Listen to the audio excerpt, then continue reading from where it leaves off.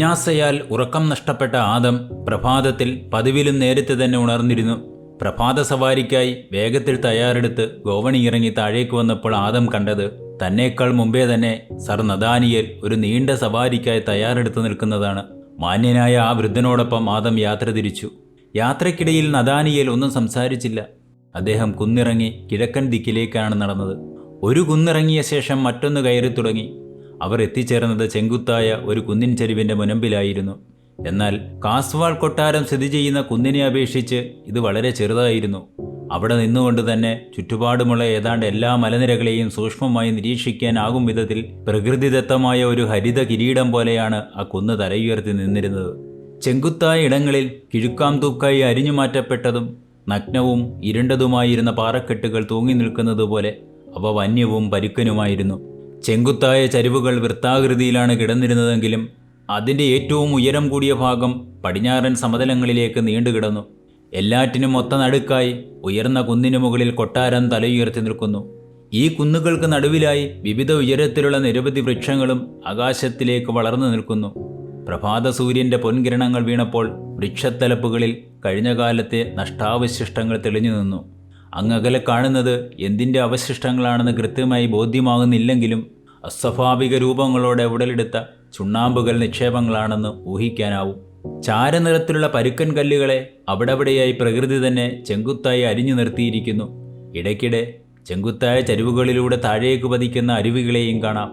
അങ്ങ് സമതലത്തിലേക്ക് കണ്ണുവായിച്ചാൽ നിരവധി വൃക്ഷങ്ങൾക്കിടയിലായി ഏതാനും കെട്ടിടങ്ങളും കാണുന്നുണ്ട്. നദാനിയേൽ ഒന്ന് നിന്നു. അയാൾ ചുറ്റിനും സൂക്ഷ്മമായി നിരീക്ഷിച്ചു. തികച്ചും സംതൃപ്തിയുള്ള മുഖഭാവമായിരുന്നു അദ്ദേഹത്തിന്. സൂര്യൻ കിഴക്കേ ചക്രവാളത്തിലേക്ക് ഉയർന്നുകൊണ്ടിരുന്നതിനാൽ ചുറ്റിനുമുള്ള കാഴ്ചകൾ ഇപ്പോൾ കുറച്ചുകൂടി വ്യക്തമാണ്. അദ്ദേഹം തൻ്റെ കൈ ഉയർത്തി നാലുപാടും വളരെ സാവധാനത്തിൽ ചലിപ്പിച്ചു. അത്തരമൊരു പ്രവൃത്തിയിലൂടെ ആദമിൻ്റെ ശ്രദ്ധയെ തന്നിലേക്ക് കൊണ്ടുവരാനാണ് അദ്ദേഹം ശ്രമിച്ചത്. ആദമാകട്ടെ എല്ലാം പഠിക്കാൻ തയ്യാറെടുത്തുകൊണ്ട് അധ്യാപകൻ്റെ മുന്നിലിരിക്കുന്ന ഒരു കൊച്ചുകുട്ടിയെപ്പോലെ അദ്ദേഹത്തിൻ്റെ മുന്നിൽ നിന്നു. ഒന്നും മനസ്സിലാക്കാതെ പോകരുതെന്ന് അയാൾക്ക് നിർബന്ധമുണ്ടായിരുന്നു. നദാനിയേൽ പറഞ്ഞു തുടങ്ങി. ആദം, ഞാൻ നിന്നെ ഇവിടേക്ക് കൂട്ടിക്കൊണ്ടുവന്നതിന് കാരണം നമ്മുടെ അന്വേഷണത്തിൻ്റെ തുടക്കം എല്ലാ അർത്ഥത്തിലും ഇവിടെ നിന്ന് തന്നെ ആയിരിക്കണമെന്ന് നിർബന്ധമുള്ളതുകൊണ്ടാണ്. ഇപ്പോൾ നിന്റെ മുന്നിൽ തെളിഞ്ഞു കാണുന്നത് പഴയ മേർസ്യ സാമ്രാജ്യത്തിലെ ഭൂപ്രദേശമാണ്. നമ്മളിപ്പോൾ ആ ഭൂപ്രദേശത്തിൻ്റെ മുഴുവൻ ഭാഗവും കാണുന്നുണ്ടെങ്കിലും അതിനും അപ്പുറത്തുള്ള ഭൂപ്രദേശങ്ങൾ നാം കാണാതെ പോകാൻ കാരണം അത് ചതുപ്പ് നിലങ്ങളായതുകൊണ്ടാണ്. അതിനും അപ്പുറത്തുള്ള ഭൂവിഭാഗം പർവ്വതങ്ങളാൽ മറയ്ക്കപ്പെട്ടിരിക്കുന്നു. സൈദ്ധാന്തികമായി പറഞ്ഞാൽ പഴയ മേഴ്സ്യൻ സാമ്രാജ്യത്തിലെ ഹംബർ മുതൽ വാഷ് വരെയുള്ള കിഴക്കൻ അതിർത്തി പൂർണ്ണമായും നമുക്ക് മുന്നിൽ ദൃശ്യമാണ്. ഈ ഭൂപ്രകൃതിയുടെ സ്വഭാവ സവിശേഷത നിന്റെ ഉള്ളിൽ എപ്പോഴും ഉണ്ടാകണം. ഇപ്പോൾ തന്നെയോ അല്ലെങ്കിൽ പിന്നീടോ നാം ഈ ഭൂപ്രദേശത്തെ മനുഷ്യരുടെ അന്ധവിശ്വാസങ്ങളെക്കുറിച്ചും അനാചാരങ്ങളെക്കുറിച്ചും പഠിക്കാൻ തുടങ്ങുമ്പോൾ ഈ അറിവ് നിനക്ക് പ്രയോജനം ചെയ്യും. അതിനെ തുടർന്ന് വേണം നമുക്ക് അതിൻ്റെ യുക്തിസഹമായ കാര്യങ്ങൾ വിശകലനം ചെയ്യേണ്ടത്. നമ്മുടെ മുന്നിലേക്കെത്തുന്ന ഓരോ ഐതിഹ്യങ്ങളും ഓരോ അന്ധവിശ്വാസങ്ങളും എത്രമാത്രം ആഴത്തിലുള്ളതാണെന്ന് മനസ്സിലാക്കാൻ അതിൻ്റെ ഘടനാപരമായ സവിശേഷത നമ്മെ സഹായിക്കുകയും തുടർന്ന് യുക്തിസഹമായ തീരുമാനങ്ങളിലേക്കെത്താൻ നമ്മെ പ്രാപ്തമാക്കുകയും ചെയ്യും.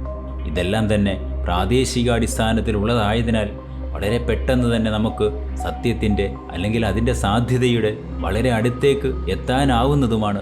നമുക്ക് രണ്ടുപേർക്കും വശമുള്ള ഭൂഗർഭശാസ്ത്രപരമായ അറിവുകളെയും ഇവിടെ വേണ്ട വിധം പ്രയോജനപ്പെടുത്താൻ കഴിയുന്നതാണ്. ഉദാഹരണമായി പറഞ്ഞാൽ വിവിധ കാലങ്ങളിൽ കെട്ടിട നിർമ്മാണത്തിനായി ഉപയോഗിച്ചിട്ടുള്ള സാധന സാമഗ്രികൾ സംബന്ധിച്ച അവബോധം കാര്യങ്ങളെ കൂടുതൽ എളുപ്പത്തിലാക്കും. ഈ കുന്നുകളുടെ വ്യത്യസ്ത തരത്തിലുള്ള ഉയരവും അതിൻ്റെ രൂപങ്ങളും സമതലത്തിനും കടലിനും ഇടയ്ക്ക് കിടക്കുന്ന വിശാല ഭൂപ്രദേശത്തെക്കുറിച്ച് പുസ്തകങ്ങളിൽ നിന്ന് നമുക്ക് ലഭിക്കുന്ന അറിവ് പോലെ തന്നെ പ്രയോജനപ്രദമായിരിക്കും. സർ, അങ്ങ് ഇക്കാര്യങ്ങൾ കുറച്ചുകൂടി വ്യക്തമായി പറയാമോ? ആദം ഇടയ്ക്ക് കയറി ചോദിച്ചു. തീർച്ചയായും. കൊട്ടാരം നിർമ്മിക്കുന്നതിനായി തിരഞ്ഞെടുത്ത ഏറ്റവും ഉയരമുള്ള കുന്നിൻ്റെ ചുറ്റുപാടിലേക്കൊന്ന് സൂക്ഷിച്ചു നോക്കുക. ഇനി മറ്റു കുന്നുകളും നോക്കുക. കൊട്ടാരത്തിന് ചുറ്റുമുള്ള കുന്നുകളിൽ എന്തെല്ലാമോ ദുരൂഹതകൾ ഒളിഞ്ഞിരിക്കുന്നത് പോലെ തോന്നുന്നില്ലേ? നമ്മുടെ കാഴ്ചയ്ക്കും അപ്പുറത്തായി ഒരിക്കലും എന്തെന്ന് വ്യക്തമാക്കപ്പെടാത്തവണ്ണം അദൃശ്യമായ എന്തോ ഒന്ന് അതിൽ വിലയം പ്രാപിച്ചിട്ടുണ്ടെന്ന് നമുക്ക് ഊഹിച്ചെടുക്കാൻ കഴിയുന്നില്ലേ? സർ, അങ്ങ് കുറച്ചുകൂടി ലളിതമാക്കൂ. ആദം അക്ഷമനായി. നമുക്ക് ഓരോന്നായി എടുത്ത് പരിശോധിച്ച് നോക്കാം. കിഴക്ക്, അവിടെ വൃക്ഷങ്ങളുടെ നിര കുറഞ്ഞു വരുന്നത് ശ്രദ്ധിക്കുക. അവിടെയാണ് പുരാതനമായിരുന്ന റോമൻ ക്ഷേത്രം സ്ഥിതി ചെയ്തിരുന്നത്. ഒരുപക്ഷെ ആ ക്ഷേത്രം നിർമ്മിച്ചത് മന്ത്രതന്ത്രങ്ങളുമായി ജീവിച്ച പൗരാണിക കാലത്തെ സെൽറ്റിക് പുരോഹിതന്മാർ ആയിരിക്കണം. അതിലെ ഡയാനാസ് എന്നത് അതിൻ്റെ ആദ്യ രൂപവും ഗ്രോവ് എന്നത് ഓക്കുമരങ്ങളുടെ വിശാലമായ ഇടം എന്നും തരംതിരിച്ച് പറയാനാവും. സർ, മനസ്സിലായില്ല, കൂടുതൽ വ്യക്തമാക്കാമോ? ആദ്യം ചോദിച്ചു.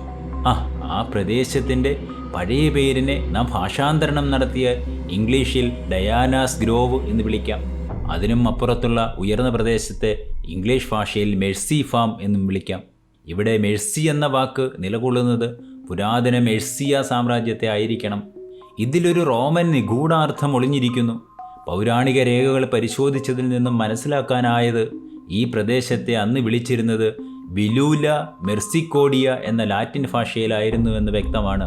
യഥാർത്ഥത്തിൽ ആ ക്ഷേത്രം ബെർത്ത രാജ്ഞി സ്ഥാപിച്ച ഒരു സന്യാസി മഠമാണ്. എന്നാൽ സെന്റ് അഗസ്റ്റിൻ്റെ കാലത്തിന് ശേഷം അധികാരം കൈയാളിയിരുന്ന പെൻഡ രാജാവ് ആ ക്ഷേത്രത്തിലെ വിഗ്രഹാരാധനയെ നിരോധിക്കുകയാണ് ചെയ്തത്. അതിനും അപ്പുറത്തായി കാണുന്നതാണ് താങ്കളുടെ മുത്തച്ഛൻ്റെ അധീനതയിലുള്ള ലെസ്സർ ഹിൽ. അതാകട്ടെ ആ കൊട്ടാരത്തോട് കൂടുതൽ ചേർന്ന് നിൽക്കുന്നുവെങ്കിലും കൊട്ടാരവുമായി അതിന് വലിയ ബന്ധമൊന്നുമില്ല. കൊട്ടാരത്തിൻ്റെ കാലത്തോളം അതിനും പഴക്കമുണ്ടെങ്കിലും നിന്റെ മുത്തച്ഛൻ്റെ കുടുംബത്തിൻ്റെ സ്വാതന്ത്ര്യത്തിലുള്ള സ്വകാര്യ സ്വത്ത് തന്നെയായിരുന്നു അതെല്ലാം നിങ്ങളുടെ കുടുംബത്തിൻ്റെ തന്നെയാണ്. അപ്പോൾ ഇനി അറിയാനുള്ളത് ആ കൊട്ടാരത്തെക്കുറിച്ചാണ് അല്ലേ? ആദം ചോദിച്ചു. അതെ, എന്നാൽ ആ ചരിത്രം മറ്റെല്ലാറ്റിൻ്റെയും ചരിത്രം കൂടിയാണ്. പൗരാണിക ഇംഗ്ലണ്ടിൻ്റെ ചരിത്രം ആരംഭിക്കുന്നതും ഇവിടെ നിന്നാണ്. ആകാംക്ഷാഭരിതനായി കണ്ണും മിഴിച്ച് തന്നെ സൂക്ഷിച്ചു നോക്കി നിൽക്കുന്ന ആദമിനെ ഒരു നിമിഷം നോക്കിയ ശേഷം നഥാനിയേൽ തുടർന്നു. നമുക്ക് ലഭിച്ചിട്ടുള്ള തെളിവുകൾ വെച്ച് നോക്കിയാൽ ഈ കൊട്ടാരത്തിൻ്റെ ചരിത്രം എന്നാണ് തുടങ്ങുന്നതെന്ന് തീർത്തും വ്യക്തമാക്കാനാവുന്നില്ല. ചരിത്രത്തിനും അപ്പുറത്തേക്കാണത് നമ്മെ നയിക്കുന്നത്. പൗരാണിക കാലത്തെ പുരാരേഖകളിലും പ്രാമാണിക ഗ്രന്ഥങ്ങളിലും ഈ കൊട്ടാരത്തെക്കുറിച്ച് പരാമർശിക്കുന്നതിനാൽ ഇതിൻ്റെ പഴക്കം അതിനും അപ്പുറത്താണെന്ന് ഊഹിക്കാം. ചിലതൊക്കെ ഊഹാപോഹങ്ങളുമായിരിക്കാം. എങ്കിലും റോമാക്കാർ ഇങ്ങോട്ട് കടന്നു കയറുന്ന സമയത്ത് ഈ കോട്ട ഇവിടെ ഉണ്ടായിരുന്നുവെന്ന് തന്നെ വിശ്വസിക്കാം. അങ്ങനെയെങ്കിൽ പൗരാണിക ബ്രിട്ടീഷ് ഭരണകൂടമായിരുന്ന ഡ്രൂയിഡുകളുടെ കാലത്തും അതുണ്ടായിരുന്നിരിക്കണം. അവിടം അവരുടെ ഒരു പ്രധാന കേന്ദ്രവുമായിരുന്നിരിക്കണം. അപ്പോൾ ഈ കെട്ടിടത്തിൻ്റെ തുടക്കം അവിടെ ആയിരിക്കുമെന്ന് നമുക്ക് ഉറപ്പിക്കാനാവും. റോമാക്കാരും ഈ കോട്ടയെ അംഗീകരിച്ചിട്ടുണ്ടാവണം. കാരണം തങ്ങൾക്ക് ഉപകാരപ്രദമായി എന്തും റോമാക്കാർ സ്വീകരിക്കുക പതിവാണല്ലോ. സാമാന്യം നന്നായി ഉയർന്നതും പ്രകൃതിയാൽ സംരക്ഷണം ഒരുക്കിയിരിക്കുന്നതുമായ കാസ്ട്രയിലാണ് അവർ സ്ഥിരവാസം തുടങ്ങിയത്. അതുകൊണ്ട് തന്നെ കാസ്ട്ര അവരുടെ ഏറ്റവും പ്രധാനപ്പെട്ട ആവാസ കേന്ദ്രമായിരുന്നു. ഈ ഭൂപ്രദേശത്തിൻ്റെ മാപ്പിൽ കാസ്ട്രയെ നിരീക്ഷിക്കാമെങ്കിൽ അത് എത്രമാത്രം പ്രാധാന്യമുണ്ടായിരുന്നുവെന്ന് നിനക്ക് അപ്പോൾ ബോധ്യമാകും. വടക്കൻ ദിക്കുകളിലേക്കുള്ള സൈനിക നീക്കത്തെ അത് സഹായിക്കുന്നതിനൊപ്പം കടൽ തീരത്ത് ആധിപത്യം ഉറപ്പിക്കാനും സഹായിച്ചു. പടിഞ്ഞാറൻ പ്രദേശങ്ങളിലേക്കുള്ള ആക്രമണ വേളയിൽ കാസ്ട്ര ഒരു അഭയ കേന്ദ്രമായിരുന്നു. അതിനും അപ്പുറത്തായിരുന്നുവല്ലോ അപകടകാരികളായിരുന്ന വെയിൽസ് വർഗ്ഗക്കാർ ഉണ്ടായിരുന്നത്. ഒരു പക്ഷേ അക്കാലത്ത് തന്നെ ആയിരിക്കാം സെവേൺ നദിയെ ചുറ്റിയുള്ള റോമൻ റോഡുകൾ പണിതുയർത്തിയത്. അതുമാത്രവുമല്ല, സെവേണിൻ്റെയും അതിൻ്റെ പോഷക നദികളുടെയും സഹായത്തോടെ ഇംഗ്ലണ്ടിൻ്റെ ഹൃദയഭൂവിലേക്ക് ജലഗതാഗതം സാധ്യമായതും ഇക്കാലത്ത് തന്നെ ആയിരുന്നിരിക്കണം. അക്കാലത്ത് തന്നെയാണ് കിഴക്കിനെയും പടിഞ്ഞാറിനെയും തമ്മിൽ ബന്ധിപ്പിക്കുന്ന ഏറ്റവും വേഗമേറിയ പാതകൾ ഉടലെടുത്തത്. എന്തിനേറെ പറയണം, തെംസ് നദിയിലെ ജലം ഇംഗ്ലീഷ് ഭൂപ്രദേശങ്ങളിലെല്ലാം വിതരണം ചെയ്തതും ലണ്ടൻ നഗരത്തിലേക്ക് എളുപ്പത്തിലെത്താൻ തെംസ് ഉപകരിച്ചതും ഇക്കാലത്ത് തന്നെയായിരിക്കണം. സൂക്ഷ്മമായി ചിട്ടപ്പെടുത്തിയ ഒരു ഭരണക്രമവും സമ്പൽ സമൃദ്ധിയും ഈ ചെറിയ ഭൂപ്രദേശത്തിൻ്റെ പ്രശസ്തിയെ എല്ലായിടത്തും എത്തിക്കുകയും ശത്രുക്കൾ ഇവിടം ആക്രമിക്കാൻ തക്കം പാർത്തിരിക്കുകയും ചെയ്തു. ആംഗിൾസും സാക്സൺ വിഭാഗങ്ങളും ഡെയിൽസും നോർമൺ വിഭാഗക്കാരും പല കാലങ്ങളിലായി ഈ ഭൂപ്രദേശം കൈയടക്കി അടക്കി ഭരിച്ചു. ആദ്യകാലങ്ങളിൽ ആ പ്രദേശത്തെ മുന്നോട്ടുള്ള ആക്രമണങ്ങളുടെ പ്രധാന കേന്ദ്രമായിട്ടാണ് കണ്ടിരുന്നത്. എന്നാൽ കരുത്തന്മാരായ റോമാക്കാർ ഈ പ്രദേശത്തെ കൈയടക്കുകയും അവരുടെ ആയുധ സംഭരണികളും വലിയ കോട്ടക്കൊത്തളങ്ങളും കൂറ്റൻ കെട്ടിടങ്ങളും പണിതുയർത്തുകയും ചെയ്തു. കാലക്രമേണ സീസർ ചക്രവർത്തിമാരുടെ കാലത്ത് ഈ പ്രദേശം അവരുടെ ഏറ്റവും വലിയ സൈനിക കേന്ദ്രമായും അവരുടെ രാജകൊട്ടാരമായും വികസിച്ചു. എങ്കിലും മെഴ്സിയിലെ ആദ്യ രാജാക്കന്മാരുടെ ചരിത്രം നമുക്കിപ്പോഴും അജ്ഞാതമാണ്. അവരുടെ പേരുകൾ എങ്ങും രേഖപ്പെടുത്തിയിട്ടുമില്ല. ആരാണ് ഈ പ്രദേശത്തെ ഇത്രയും വലിയ ഒരു സാമ്രാജ്യമായി വികസിപ്പിച്ച് അടക്കി ഭരിച്ചതെന്ന് ചരിത്രത്തിനും അജ്ഞാതമാണ്. ഇനിയൊരിക്കലും അതൊന്നും നാം അറിയാനും പോകുന്നില്ലെന്നാണ് എനിക്ക് തോന്നുന്നത്. കാലം ഒന്നിനും കാത്തു നിൽക്കാതെ മുന്നോട്ട് നീങ്ങുകയും യുദ്ധതന്ത്രങ്ങളിൽ വ്യാപകമായ മാറ്റങ്ങൾ ദൃശ്യമാവുകയും ചെയ്തെങ്കിലും ഇതിൻ്റെ വ്യക്തമായ ചരിത്രരേഖകൾ നമ്മുടെ മുന്നിൽ തെളിവായിട്ടില്ലെങ്കിലും ഇക്കാലത്തെ വാസ്തുകലയുടെ പ്രത്യേകതകളിൽ നിന്നും നമുക്ക് പലതും മനസ്സിലാക്കാനാവും. അതിനുശേഷമാണ് എല്ലാം നാമാവിശേഷമാക്കിക്കൊണ്ടുള്ള നോർമൻ ആക്രമണം ഉണ്ടാകുന്നത്. ഇന്ന് നമുക്കറിയാം, ഇംഗ്ലണ്ടിലെ ചരിത്രത്തിലെ ആദ്യകാലത്ത് ഏറ്റവും പ്രബലമായ കോട്ട ഇതുതന്നെയായിരുന്നുവെന്ന്. പ്രസ്തുത ആസ്ഥാന മന്ദിരത്തിൻ്റെ ഭാഗമായിരുന്നിരിക്കണം മെഴ്സി ഫാം എന്ന കെട്ടിടവും. ഹെൻറി ഒന്നാമൻ്റെ കാലത്തായിരിക്കണം ഇത്തരമൊരു മാറ്റമുണ്ടായത്. കൈയടക്കിയ ഭൂപ്രദേശങ്ങളുടെ പ്രാധാന്യവും അത് നിലനിർത്തേണ്ടതിൻ്റെ ആവശ്യകതയും റോമക്കാർക്കും നോർമൻകാർക്കും അറിവുള്ള കാര്യമായിരുന്നു. അതുകൊണ്ടാണ് തങ്ങളുടെ കാലത്തിനു മുമ്പ് തന്നെ വികസിച്ചു വന്നിരുന്ന ഈ പ്രദേശത്തെ കോട്ടക്കൊത്തളങ്ങളും മറ്റു കെട്ടിട സമുച്ചയങ്ങളും അവർ അതേപടി നിലനിർത്താൻ ശ്രദ്ധിച്ചത്. വാസ്തവം പറഞ്ഞാൽ ഇത്തരത്തിലുള്ള പ്രത്യേക സവിശേഷതകൾ നമുക്ക് മുന്നിൽ തുറന്നു വയ്ക്കുന്നത് നൂറ്റാണ്ടുകൾക്ക് മുമ്പേ കഴിഞ്ഞുപോയ ആ കാലത്തെക്കുറിച്ചുള്ള ഓർമ്മപ്പെടുത്തലുകളാണ്. ആകാശത്തോളം തലയുയർത്തി നിൽക്കുന്ന ആ കോട്ടയെക്കുറിച്ച് ഇത്രയും കാര്യങ്ങൾ അറിഞ്ഞാൽ മതിയാകും. എന്നാൽ ഈ അഗാധകൃത്തങ്ങൾക്ക് പറയാൻ അതിലേറെ കഥകളുണ്ടായിരിക്കും. അക്കാര്യം എപ്പോഴും ഓർമ്മയിലുണ്ടാവണം. സമയം പോയതറിഞ്ഞില്ല. നമുക്ക് വേഗം വീട്ടിലേക്കെത്തണം. ഇല്ലെങ്കിൽ നമുക്ക് രണ്ടാൾക്കും എന്താണ് സംഭവിച്ചതെന്നറിയാതെ നിന്റെ മുത്തച്ഛൻ ആശങ്കയിലായിരിക്കും. സർ നദാനിയിൽ തൻ്റെ നീളമുള്ള കാലുകളെ വേഗത്തിൽ ചലിപ്പിച്ചുകൊണ്ട് ലെസർ ഹില്ലിനെ ലക്ഷ്യമാക്കി നടക്കാൻ തുടങ്ങി.